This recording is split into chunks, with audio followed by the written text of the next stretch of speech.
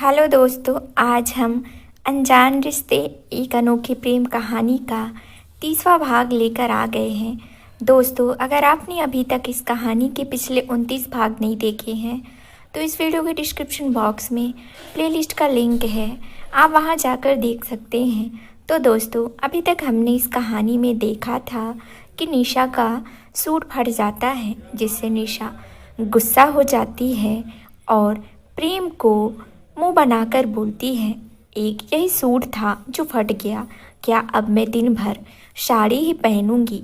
एक तो मेरे पास पैसे नहीं हैं, जो पैसे थे उसे मैंने मंदिर की पूजा में ख़त्म कर दिया, अब मैं कहाँ से लूँगा।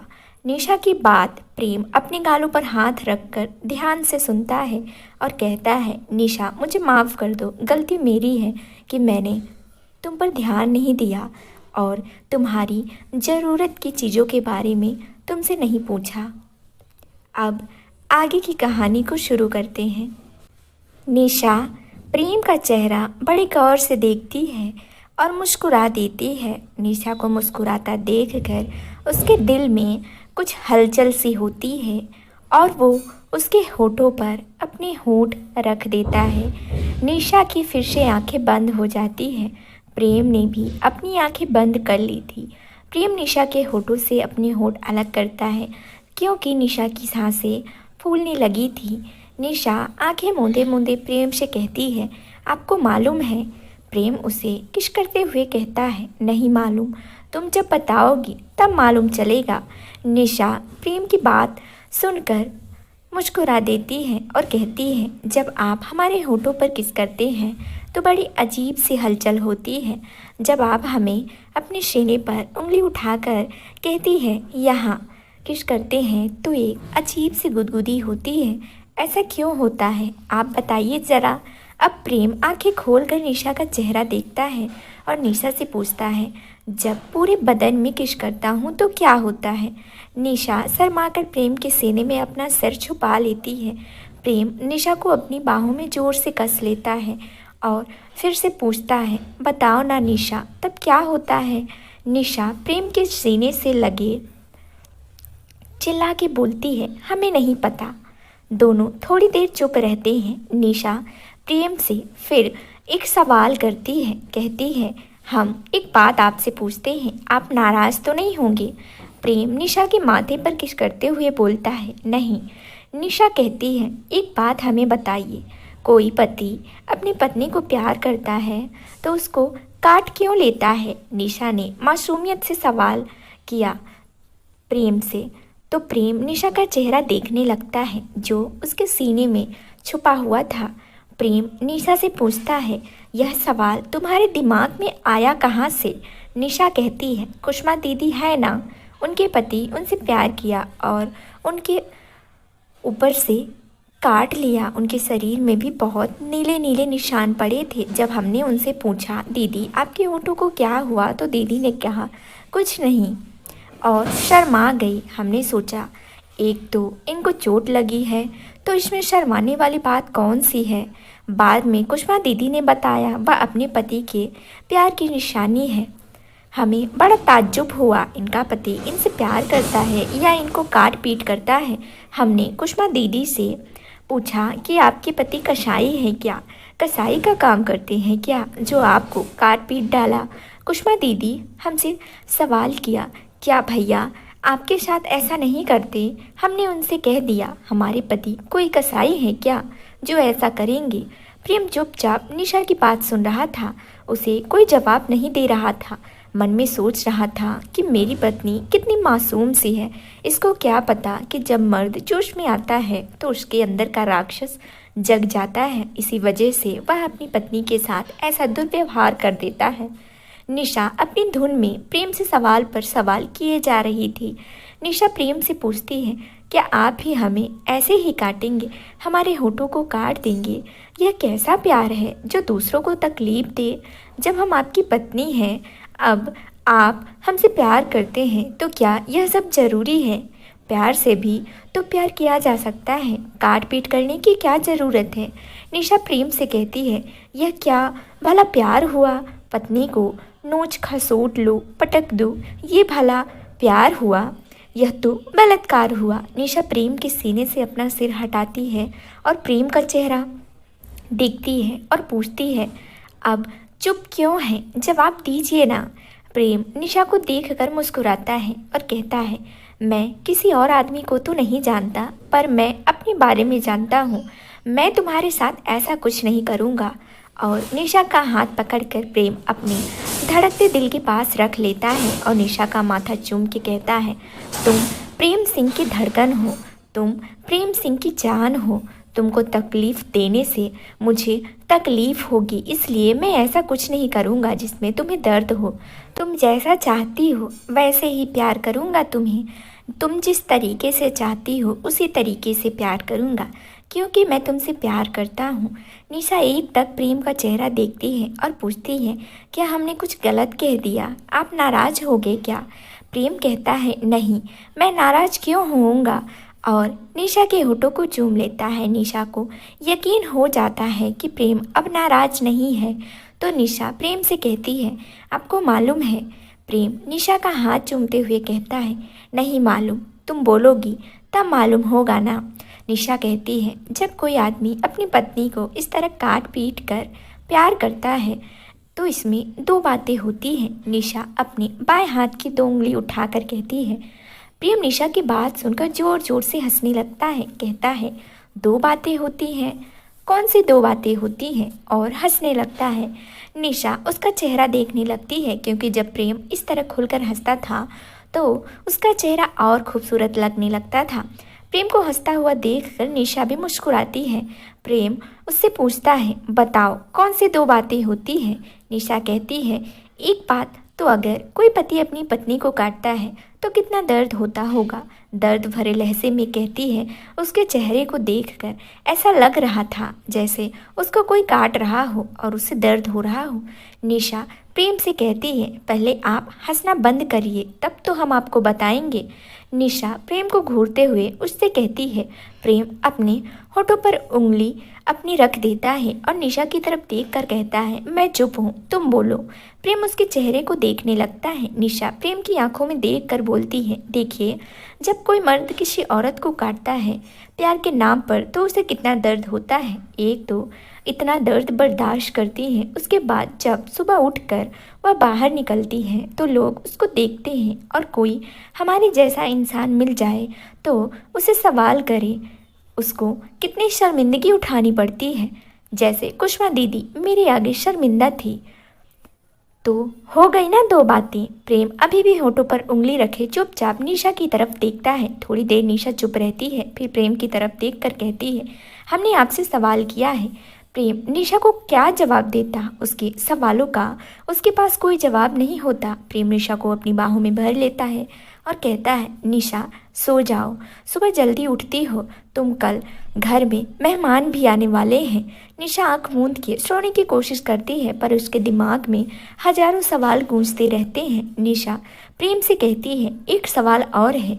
प्रेम अब झट से निशा के होठ पर होठ रख देता है। निशा सुबह उठकर वॉशरूम में जाकर नहाकर तैयार होकर नीचे चली जाती है। प्रेम को उठा के जाती है। प्रेम से कहती है, आप उठ जाइए, हम चाय लेकर आते हैं। प्रेम अलसाई हुई आवाज़ में कहता है, हूँ, पर उठता नहीं है और तकिया सिर से लगाकर फिर सो जाता है। निशा फिर नीचे आ जाती है और नौकरों को आदेश देने लगती है कि क्या क्या करना है। निशा घर में नाश्ते की पूरी तैयारी देखने में लग जाती है। बड़ी माँ और दादी पूजा करके आती हैं तो देखते हैं कि बहुत सारा काम निशा ने करवा दिया है, जैसे सोफ़े के कवर बदलना, गुलदस्ते में फूल लगाना। निशा ने थोड़ा सा ड्राइंग रूम फूलों से सजवा दिया था लड़के वालों के स्वागत के लिए। निशा ने पूरी तैयारी कर दी है। बड़ी माँ एक कोने में खड़ी होकर निशा को देखती हैं कि किस तरह निशा सारा काम करवा रही है। तभी दादी माँ बड़ी माँ से कहती हैं, रत्ना, हमें बहुत अच्छी बहू मिली है, हमें किसी बात की फिक्र करने की ज़रूरत नहीं है। देखो, तुम इतनी चिंता कर रही थी, तुम्हारी बहू ने सब कुछ कर दिया। बड़ी माँ कहती है, हाँ माँ, निशा बहुत समझदार है। प्रेम हमारा किस्मत वाला है जो उसे ऐसी पत्नी मिली है। बड़ी माँ मन ही मन निशा को ढेरों आशीर्वाद देती हैं। फिर काम करते करते निशा को अचानक याद आता है कि वह प्रेम से कहकर आई थी कि हम चाय लेकर आ रहे हैं। निशा एक थप्पड़ अपने सिर पर मारती है और किचन की ओर भागती जाती है। चाय बनाती है और कप में डालकर प्रेम को देने के लिए किचन से बाहर आती है और जैसे ही आगे बढ़ती है तभी सामने से सीढ़ियों से प्रेम उतर के आ रहा था। निशा प्रेम को देखकर डर जाती है, कहने लगती है, आप क्यों आ गए नीचे? मैं आ रही थी ना। प्रेम निशा को नज़र उठाकर देखता है और कहता है, मैं समझा शायद तुम नीचे कोई काम कर रही होगी, इसलिए मैं खुद नीचे आ गया हूँ। मुझे चाय दे दो, मैं फ्रेश होकर तैयार होकर नीचे आता हूँ। प्रेम निशा से जरा भी नाराज नहीं होता। जल्दी करो, तुम दोनों माँ बेटी कितनी देर लगाती हो तैयार होने में। हम भी बाप बेटे कितनी जल्दी तैयार हो गए। जगदीश जी अपनी पत्नी और बेटी को चिल्लाते हैं। उनकी पत्नी तैयार होकर कमरे से निकलती है और घूरते हुए अपने पति से कहती है, मिस्टर ओबरॉय, आपको क्या है? आपने तो पैंट पहन लिया, शर्ट पहन ली, सूट पहन लिया और तैयार हो गए, लेकिन हम औरतों को कितना बनाव श्रृंगार करना पड़ता है। ऊपर से मैं अपनी बहू को देखने जा रही हूँ तो थोड़ा बहुत तो सुंदर लगना चाहिए ना। मेरी बहू मुझे देखकर कहे कि मेरी सास कितनी मॉडर्न है। क्या आप चाहते हैं कि मैं ऐसे ही चले जाऊं? जगदीश जी अपनी पत्नी को प्यार से देखते हैं और उसके गाल पर हाथ लगाते हैं और कहते हैं, अरे मेरी रानी, तुम तो बिना मेकअप श्रृंगार के ही सुंदर लगती हो। तुम्हें याद है मैं पहली बार जब तुमको देखने गया था तो तुम कैसे मिट्टी लगाकर खड़ी हुई थी? तब भी मैंने तुमको पसंद कर लिया था।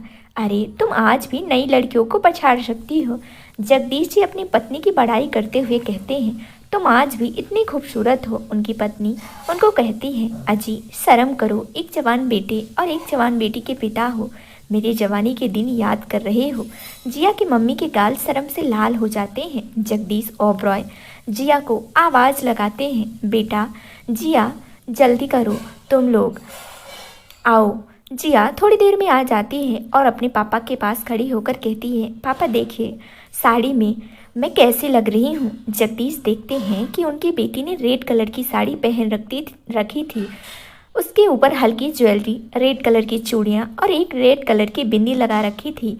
वह आज ऐसे ही तैयार हुई थी जैसे उसने उस दिन कार में निशा को देखा था।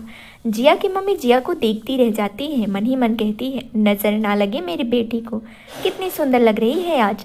इसको साड़ी पहनने का आइडिया कैसे आया, वरना यह तो बस वही जीन्स फटी हुई या फिर टी शर्ट या तो ज़्यादा से ज़्यादा सूट पहनती है। पर चलो, इसको साड़ी पहनने का आइडिया अच्छा आया, मुझे बहुत अच्छा लग रहा है। और उसकी मम्मी अपनी आंखों से काजल लेती हैं और जिया के कान के पीछे लगा देती हैं।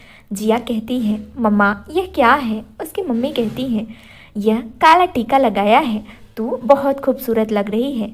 तभी रोहन भी तैयार होकर आ जाता है। रोहन ने वाइट कलर का 3 पीस सूट पहना था और वह भी काफ़ी सुंदर लग रहा था। रोहन अपने पापा से कहता है, पापा मैं आ गया। रोहन की मम्मी रोहन को मुड़कर देखती है तो रोहन बहुत सुंदर लग रहा था। रोहन की मम्मी वैसे ही काजल उसके कान के पीछे लगाती है जैसे जिया को लगाया था। तभी जिया नौकर को बुलाती है और कहती है, मिठाई फल सब जाकर गाड़ी में नीचे रख कर आओ। सब लोग निकल जाते हैं। उसकी मम्मी कमरे से निकलते वक्त भगवान के सामने हाथ जोड़ती है और कहती है, भगवान जी सब कुछ अच्छा करना। और फिर वह भी बाहर आ जाती हैं। सब लोग लिफ्ट के सहारे अंदर आते हैं और नीचे आकर अपनी कार में बैठकर प्रेम की घर की ओर चल देते हैं। जिया मम्मी से कहती है, मम्मी आप कितना देर लगाती हो? जिया ड्राइवर से कहती है, गाड़ी ज़रा तेज़ चलाओ। तभी उसकी मम्मी जिया से कहती है, तुझे बड़ी जल्दी है, हम तेरे भाई के लिए लड़की देखने जा रहे हैं, तो इतना परेशान क्यों हो रही है? जिया की मम्मी को यह नहीं पता होता कि रोहन और जिया की क्या चाल चलने वाले हैं। जिया की मम्मी को यह भी नहीं पता होता कि वैशाली माँ बनने वाली है। जिया के पापा को भी नहीं पता होता। वह लोग खुशी खुशी अपनी बेटी का रिश्ता करने जा रहे थे। जिया की मम्मी मन में सोचती है कि काश मेरी बेटी को भी कोई अच्छा लड़का मिल जाए तो मैं उसकी भी शादी कर लूँ। इधर निशा सारी तैयारी कर चुकी थी। प्रेम फ्रेश होके नीचे आता है, तभी उसको फ़ोन आता है। फ़ोन में क्या बात होती है निशा समझ नहीं पाती। प्रेम निशा से कहता है वह लोग घर से निकल चुके हैं, तुम तैयार होकर आओ। निशा ऊपर अपने कमरे में चली जाती है। इधर बड़ी माँ और दादी भी तैयार होने के लिए अपने कमरे में चली जाती हैं। प्रेम वैशाली के कमरे में जाता है और विशाखा से कहता है, तुम वैशाली को अच्छे से तैयार कर दो, वह लोग आ रहे हैं, तुम्हारी भाभी भी अभी आ रही हैं। और यह कहकर प्रेम निशा के पास अपने कमरे में चला जाता है। निशा अपने कमरे में अलमारी खोलकर साड़ी निकाल रही थी। प्रेम उसे गहरे पिंक कलर की साड़ी पहनने को कहता है। निशा गहरे कलर की साड़ी पहन लेती है, उसी कलर की ज्वेलरी, कानों में झुमके डालती है और हाथों में पिंक कलर की चूड़ियाँ पहनकर पिंक कलर की बिंदी और पिंक कलर की लिपस्टिक लगाती है। निशा बहुत ही प्यारी लग रही थी और बहुत ही सुंदर लग रही थी। प्रेम निशा को देखता है और बाहों में ले लेता है। निशा प्रेम से कहती है, आप भी तैयार हो जाइए। प्रेम बोलता है, नहीं, मैं ऐसे ही रहूँगा। क्या मैं सुंदर नहीं लगता? निशा कहती है, आप सुंदर लगते हो। प्रेम आज बहुत खुश था कि वैशाली का रिश्ता होने जा रहा था, उसके बच्चे को पिता का नाम मिलेगा। निशा वैशाली के लिए बहुत चिंतित में थी। उसको नहीं मालूम था कि उसकी जिंदगी में बहुत बड़ा तूफान आने वाला है। वह संभाल नहीं पाएगी। आज वह अपना सुहाग खोने वाली है। प्रेम निशा नीचे हॉल में सोफे पर बैठे होते हैं और उन लोगों के आने का इंतजार करते हैं। बड़ी माँ, नानी और दादी भी दूसरी तरफ बैठी होती हैं। निशा उठने को होती है तब प्रेम उसका हाथ पकड़ लेता है और निशा से पूछता है, तुम कहाँ जा रही हो? निशा कहती है, एक बार हम सब तैयारी को देख लेते हैं, कहीं कुछ कमी तो नहीं रह गई। तभी दरवाजे की बेल बजती है। गंगू दरवाज़ा खोलता है जाकर तो सामने वरुण और उसकी माँ खड़े होते हैं और प्रेम उनको देखते ही खड़ा हो जाता है। प्रेम वरुण की मम्मी के पैर छूता है। बड़ी माँ वरुण की मम्मी को देखकर उनके गले लग जाती हैं और वरुण की मम्मी पूछती हैं, रत्ना दीदी आप कैसी हो? बड़ी माँ कहती है, मैं अच्छी हूँ। वरुण की मम्मी दादी के पैर छूती है और नानी के भी पैर छूती हैं।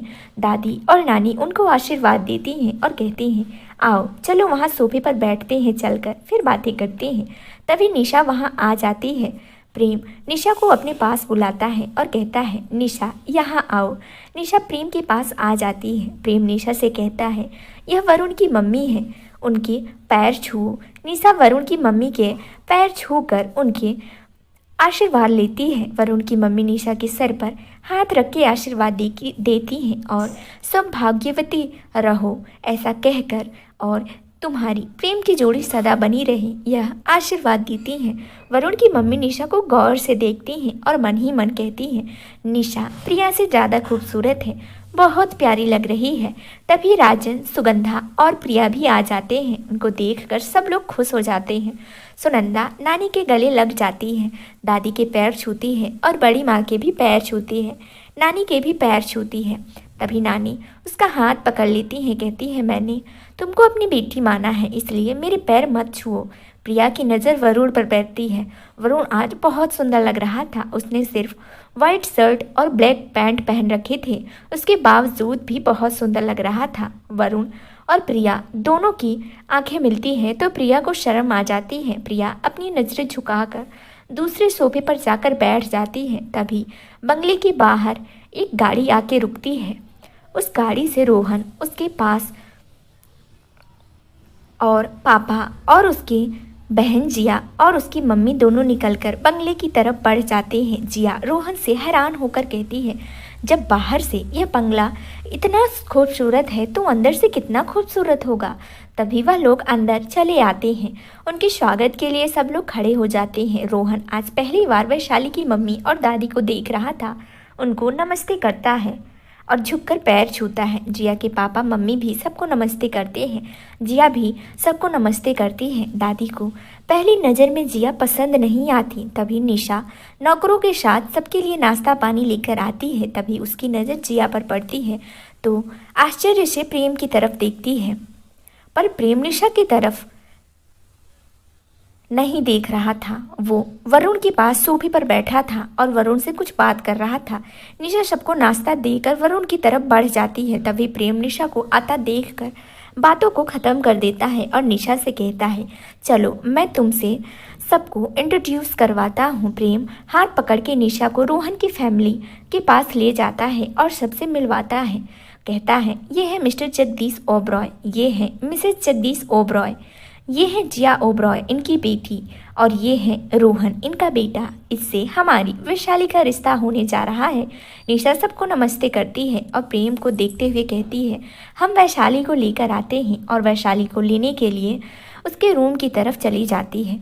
रोहन एक टक निशा को जाते हुए देखता है। मन ही मन सोच रहा था कि निशा कितनी खूबसूरत है। जैसे रोहन देखता है तो प्रेम उसी को देख रहा था, तो वह घबरा कर अपनी नज़रें नीचे कर लेता है। एक नज़र नीचे करके वो यह सोच रहा था कि उसकी बहन तो उसके आगे कुछ भी नहीं है। जिया बार बार प्रेम की तरफ देखती है, प्रेम उसकी तरफ एक नज़र भी नहीं देखता।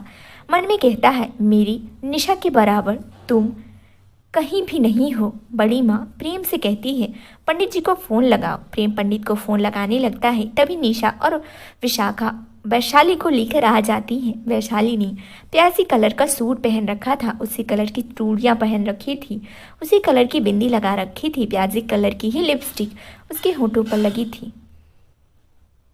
कुल मिलाकर वैशाली बहुत खूबसूरत लग रही थी। वैशाली नज़र नीचे करते हुए आ रही थी। वैशाली ने पहली बार रोहन की फैमिली से मिल रही थी। जैसे ही वैशाली की नज़र जिया पर जाती है तो उसकी आंखों में नफरत के भाव आ जाते हैं। जिया जैसे ही वैशाली को देखती है, वैशाली बहुत प्यारी लग रही थी, लेकिन जैसे उसकी आंखें मिलती हैं तो जिया को लगता है जैसे वैशाली की आंखों से धमकी दे रही हो कि अगर मेरे घर को तुमने बर्बाद किया तो तेरे घर को भी नर्क बना दूंगी। जिया को महसूस हुआ कि वैशाली उससे नफरत करती है। वैशाली की आंखें जिया के लिए नफरत से देख रही थी। जिया तुरंत नज़र घुमा लेती है। प्रेम फ़ोन कट करके वैशाली को जगदीश के सामने लाता है और कहता है, अंकल यह मेरी बहन है। मैं अपनी बहन को अपनी जान से भी ज़्यादा प्यार करता हूँ और आप समझ लीजिए मैं अपनी जान आपको सौंप रहा हूँ। वरुण उठकर एक तरफ चला जाता है, प्रिया को इशारा करता है तो प्रिया समझ जाती है कि वरुण उसे बुला रहा है। वह अपनी मम्मी से कहती है, मम्मी ज़रा 1 मिनट में मैं अभी आती हूँ, और वरुण के पास चली जाती है।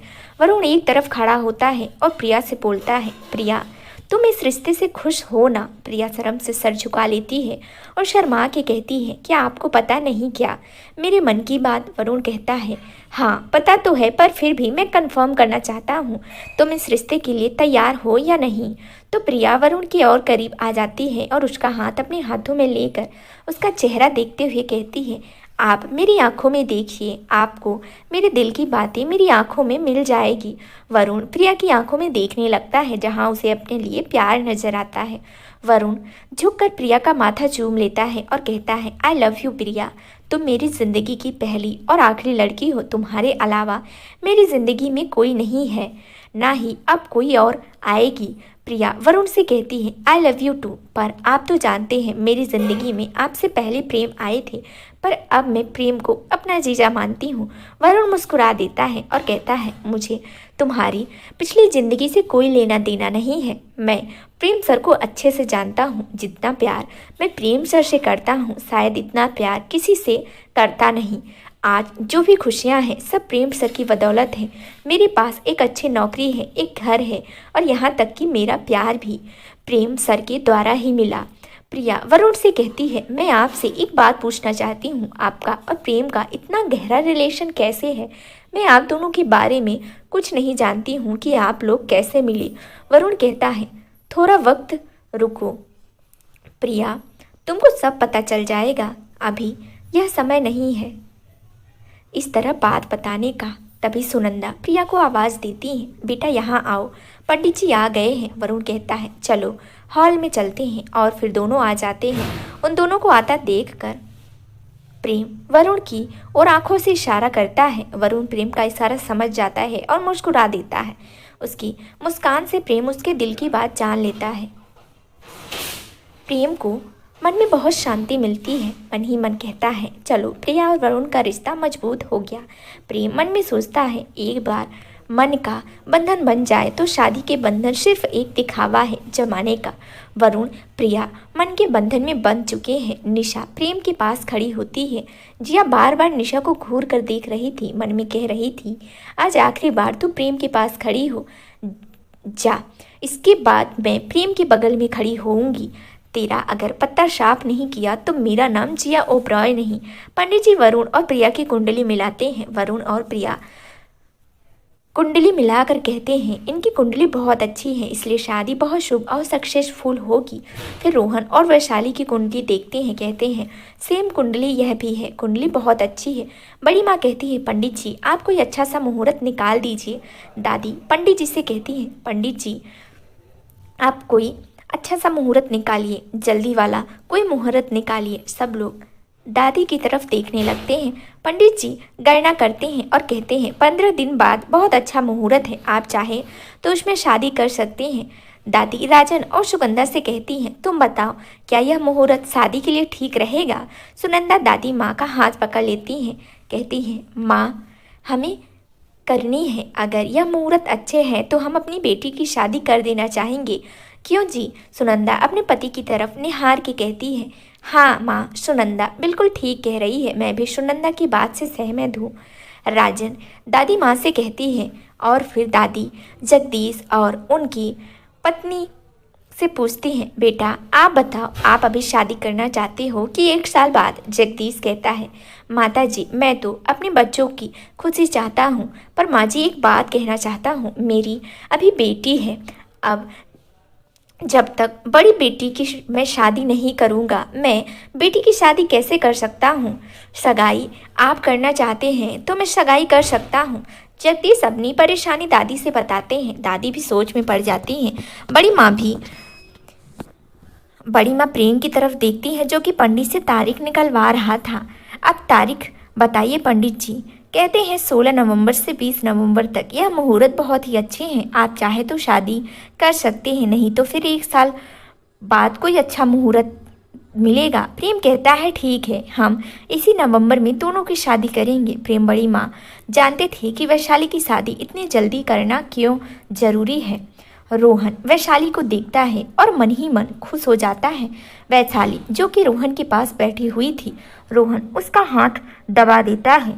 वैशाली उसको देखकर मुस्कुरा देती है। तभी रोहन के फ़ोन पर एक मैसेज आता है। फ़ोन की ट्विन देखकर रोहन अपना फ़ोन उठाता है और मैसेज पढ़ता है।